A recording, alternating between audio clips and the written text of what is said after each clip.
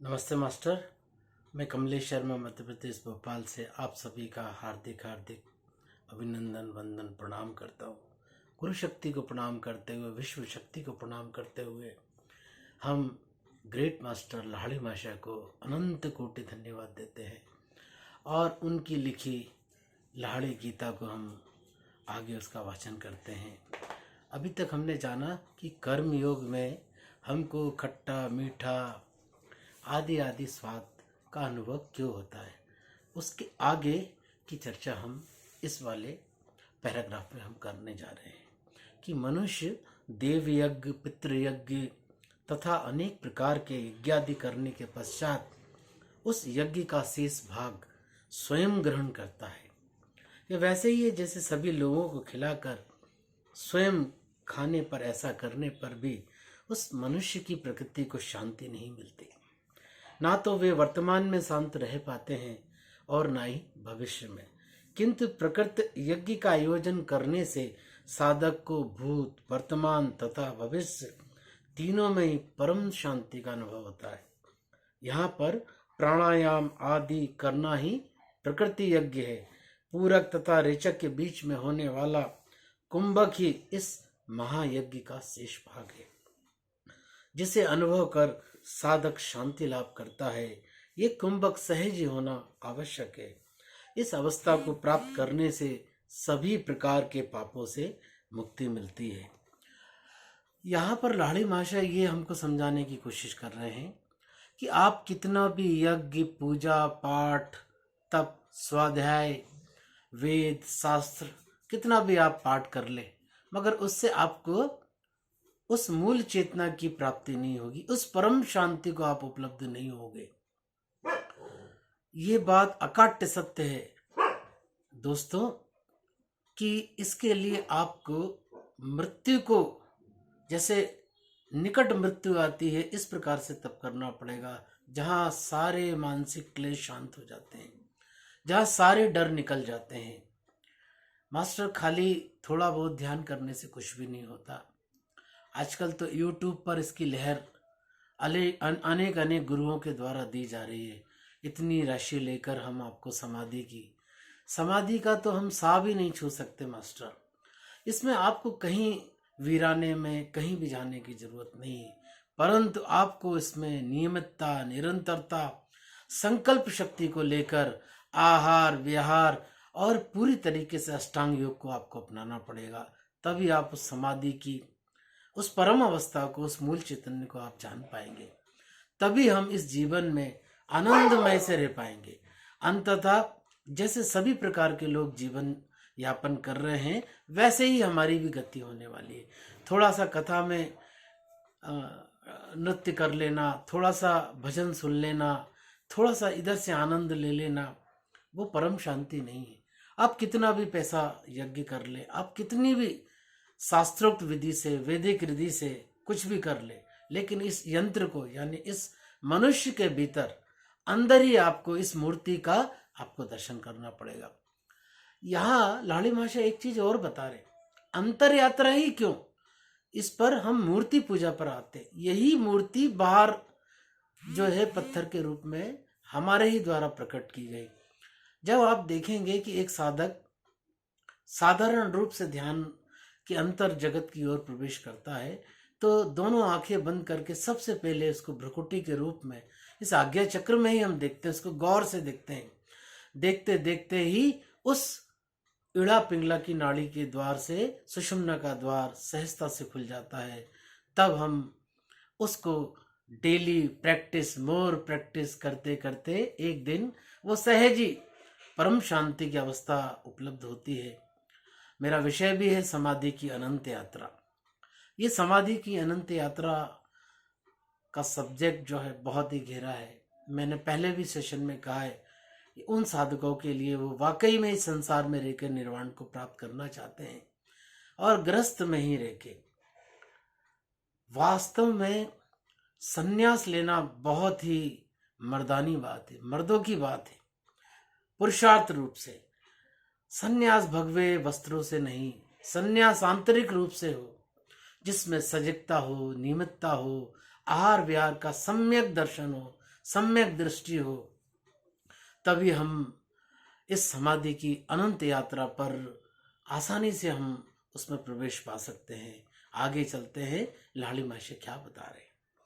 प्राण ही अक्षर जो नष्ट ना हो तथा अव्यक्त, अव्यक्त ब्रह्म की बात की जा रही है, जो दिखाई ना पड़े, ना तो सुनाई देती है ना दिखाई पड़ती है। सहज समाधि सिर्फ अनुभव की जा सकती है, क्योंकि हमारे शरीर में रहने वाले प्राण की उत्पत्ति अव्यक्त तथा अक्षर ब्रह्म से ही हुई है। यानी जितने भी वेद, शास्त्र, उपनिषद, मनु, स्मृति आदि आदि लिखे गए, वो हमारे ऋषि मुनि ब्रह्मर्षि द्वारा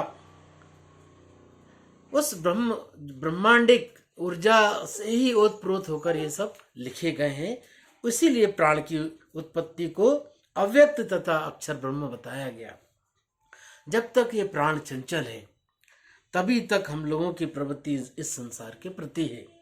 इसी प्रवृत्ति के कारण आसक्ति ही स्वतः हो जाती है। साधारण रूप से श्वास प्रश्वास का संचालन मन की गति पर निर्भर करता है। घबराहट या बहुत प्रसन्नता दायित्व को परमात्मा का कार्य मानकर निर्वाह करता है। दूसरी तरफ अज्ञानी यानी सामान्य मनुष्य इंद्रियों में फंसा होने के कारण इस पंच तत्व की माया को सत्य समझकर सुख दुख आदि का अनुभव करता ही रहता है। इसमें कोई संदेह नहीं, गीता संपूर्ण रूप से ब्रह्म ज्ञान प्रचारक एक योग ग्रंथ है। इसलिए गीता में परमात्मा भगवान श्री कृष्ण ने स्वधर्म तथा परधर्म इन दोनों ही शब्दों का प्रयोग किया। प्रकृति रूप से स्वधर्म का अर्थ है आत्मकर्म करना एवं परधर्म का अर्थ है शरीर के इंद्रियों में ही फंसे रहना। भगवान कहते हैं किसी की जाति या वर्ण का निर्णय उसके कर्म के आधार पर ही करना चाहिए। साधकों में भी वर्ण व्यवस्था का एक क्रम बताया है, जो हम यहाँ पर उसका वाचन करें। ब्राह्मण कौन? ब्रह्म को व्यवहारिक रूप से जानने वाला। क्षत्रिय कौन? ब्रह्म को जानने के लिए अपनी ही इंद्रियों से लड़ने वाला क्षत्रिय कहलाता है। वैश्य कौन? फल की इच्छा के साथ कर्म करने वाला। और शूद्र कौन? साधु जनों की सेवा कर। ये चारों गुण इसी शरीर में विराजमान है।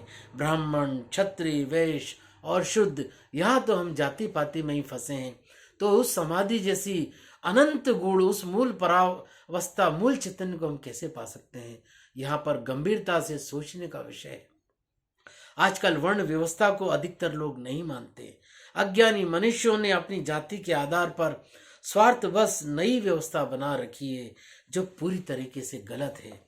पंच तत्वों से बने शरीर में ही आत्मा ही अपने निर्धारित स्थान दायित्व को परमात्मा का कार्य मानकर निर्वाह कर रही है। दूसरी तरफ अज्ञान यानी सामान्य मनुष्य इंद्रियों में फंसा होने के कारण इस पंच तत्व की माया को सत्य समझकर सुख दुख आदि का अनुभव करता रहता है। वो इसी में खुश रहता है। इसमें कोई संदेह नहीं कि गीता संपूर्ण रूप से ब्रह्म ज्ञान प्रचारक एक योग ग्रंथ है। इसलिए गीता में परमात्मा भगवान श्री कृष्ण ने स्वधर्म तथा परधर्म इन दोनों ही शब्दों का प्रयोग किया। यानी स्वधर्म क्या है और परधर्म क्या, दोनों को बताया। प्रकृति रूप से स्वधर्म का अर्थ है आत्मकर्म करना एवं परधर्म का अर्थ है शरीर के इंद्रियों में ही फंसे रहे। स्वधर्म करना अर्थात प्राणायाम करना, उस योगिक अवस्था के द्वारा उस परम मूल चैतन्य को प्राप्त हो जाना। और स्वधर्म यानी कर्मों में फंसे रहना, इंद्रियों में फंसे रहना। भगवान कहते हैं किसी की जाति या वर्ण का निर्णय उसके कर्म के आधार पर ही करना चाहिए। साधकों में वर्ण व्यवस्था फिर से बताइए। ब्राह्मण ब्रह्म को व्यवहारिक रूप से जानने वाला, क्षत्रिय को ब्रह्म को जानने के लिए अपने ही इंद्रियों से लड़ने वाला, और वैश्य फल की इच्छा के साथ कर्म करने वाला। फिर बताया शूद्र साधु जनों की सेवा करने वाला। आजकल इसको बहुत कम लोग इसको मानते हैं। पंच तत्वों से बने शरीर में आत्मा ही अपने निर्धारित स्थान से नीचे यानी मूलाधार चक्र में आकर चंचलता बस पूरे शरीर में व्याप्त हो जाती है। उस समय इसी चंचल आत्मा को मन कहा गया।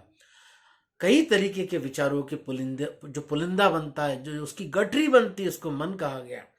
यही मन गले विशुद्ध चक्र से पूरा नीचे तक आकर रजोगुण की सृष्टि करता है, जिससे मनुष्य के मन में काम वासना तथा सांसारिक मोह माया का जन्म होता है। किसी चीज को उसके तत्व या मूल से जानना ही ज्ञान है। उसी तत्व या मूल को विशेष रूप से जानना विज्ञान या ज्ञान की परावस्था है। आत्मकर्म करने से ही साधक मैं अहंकार युक्त जीव से मैं त्रिगुणातीत ब्रह्म अहम ब्रह्मास्मि प्रज्ञानम ब्रह्म को जान लेता है। यही विज्ञान साधक की भावातीत अवस्था बताई है। यहाँ पर लाड़ी महाशय ने इतने गूढ़ शब्दों का इसमें इस्तेमाल किया है। दोस्तों, एक एक शब्द में ही उस समाधि की अनंत अवस्था का रहस्य छुपा हुआ है। जैसे जैसे हम आगे बढ़ते जा रहे हैं वैसे वैसे इस गहरे ध्यान को हम समझने की कोशिश कर रहे हैं। बिना इस शरीर को तपाए, बिना अष्टांग योग के समाधि की उस अनंत अवस्था को हम नहीं प्राप्त कर सकते। ग्रस्त में रहने के बाद भी हम भागवत, रामायण आदि आदि का पारायण तो करते हैं, मगर व्यवहारिक रूप से उसको अपने जीवन में हम फॉलो नहीं करते। यदि हम उसे अपने जीवन में फॉलो करने लगे तो आप देखेंगे कि ये जो ज्ञान है एजुकेशन वाला और वो प्रज्ञा जो जगती है समाधि की अवस्था में, दोनों में बहुत अंतर है। वेद, शास्त्र, पुराण आदि उस प्रज्ञानम ब्रह्म उसी से डाउनलोड हुए, इसी वेदना से वेद की उत्पत्ति हुई। तो आज का सेशन हम यहीं मैं अपनी वाणी को विराम देता हूँ। हम 2 मिनट के लिए फिर से चश्मा हटा के और थोड़ा सा पानी पीकर हम 2 मिनट ध्यान में बैठेंगे। दोनों हथेलियों को क्रॉस करेंगे और कोमलता से अपनी आंखों को बंद करेंगे। पूरा ध्यान नीचे के चक्र मूलावस्था पर, मूल अवस्था पर, मूलाधार अवस्था पर। ये गणपति का स्थान है, इसका रंग लाल है। गौर से देखिए, आती हुई सांसों को, जाती हुई सांसों को, अपनी सांस को नाभि से लेने की कोशिश कीजिए। धीरे धीरे सेक्स सेंटर से लेने की कोशिश कीजिए और नीचे जाइए, थोड़ा सा 2 इंच नीचे।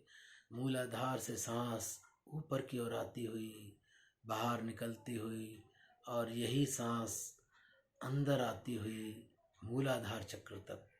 पूरा ध्यान मूलाधार चक्र पर, लाल रंग पर, और हमारे सभी कार्यों का मनोरथ करने वाले भगवान गणपति पर पूरा फोकस कीजिए।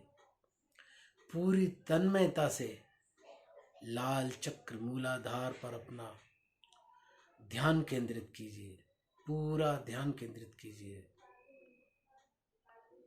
यहाँ की सारी नेगेटिव एनर्जी खत्म हो रही है, ऐसा अनुभव कीजिए। लाल रंग गहराता जा रहा है। गणपति हमारी मनोकामनाएं पूरी करने के लिए दोनों हाथों से वरदहस्त मुद्रा में मुस्कुराते हुए आशीर्वाद दे रहे हैं। अनुभव कीजिए।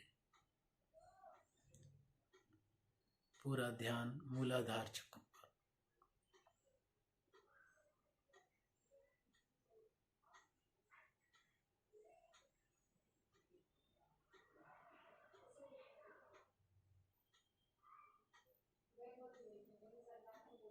ऐसा अनुभव कीजिए, मूलाधार चैतन्य हो रहा है, मूलाधार चैतन्य हो रहा है, मूलाधार चैतन्य हो रहा है।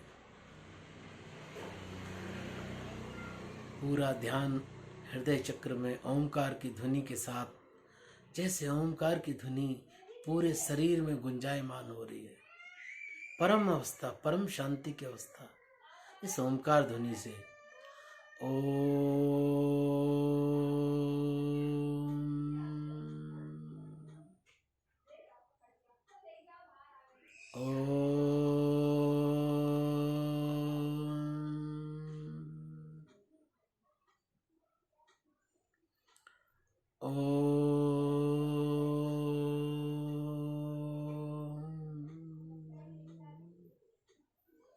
धीरे धीरे अपनी हथेलियों को अपनी आंखों पर लाएंगे। हथेलियों के ही अंदर अपनी दोनों आंखों को खोलते हुए कोमलता से बाहर आएंगे। दोस्तों, समय का अभाव होते हुए इस ध्यान साधना को आप लंबे समय तक कर सकते हैं।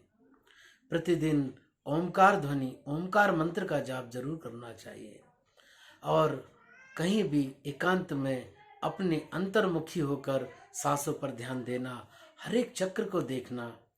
आज की वाणी को यहीं विराम देते हैं, फिर हम अगले योग में मिलेंगे।